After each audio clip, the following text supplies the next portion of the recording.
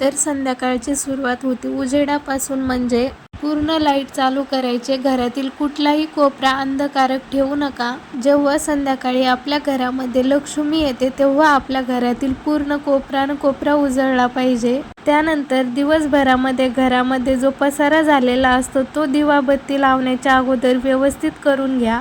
तर करण्याच्या गोष्टी झाल्या आता, तर न करण्याच्या गोष्टी.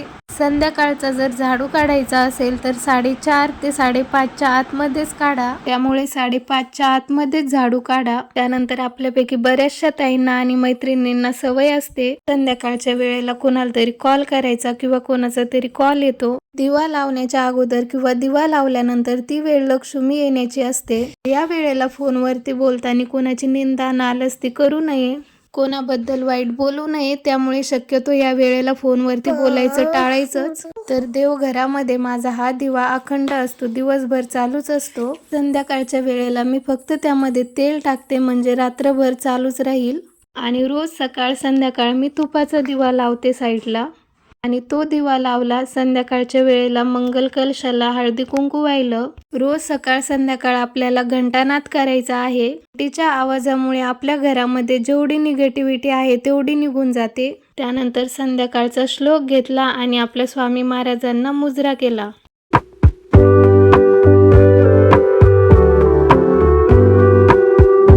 घरातला दिवा लावून झाल्यानंतर बाहेर तुळशीकडे पण दिवा अगरबत्ती लावली. तर बाहेरचं वातावरण तुम्ही बघू शकता किती छान झालेलं होतं. आणि अंधार पडायच्या अगोदरच दिवाबत्ती केली पाहिजे.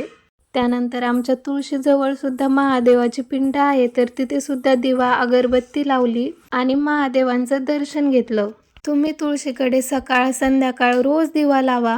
सकाळी नाही झालं तरी सुद्धा संध्याकाळी तेलाचा किंवा तुपाचा दिवा लावा. यामुळे आपल्या घरामध्ये सुख शांती भरभराट येते. आणि मी तुम्हाला ज्या 4 अगरबत्त्या दाखवल्या होत्या त्या पेटवलेल्या, तर मी ते एक देवाजवळ, एक तुळशीला, एक महादेवांना आणि एक उंबरठ्याजवळ लावते. त्यानंतर मी उंबरठ्यावरती सुद्धा दिवा लावला. आणि बघा, आपण जे करत असतो ना ते आपले मुलं पण बघत असतात आणि ते सुद्धा ते तसंच करायला लागतात. त्यांच्यावर सुद्धा तसेच संस्कार पडतात. तर प्रिशू बघा किती छानपैकी दर्शन घेत आहे देवांचं.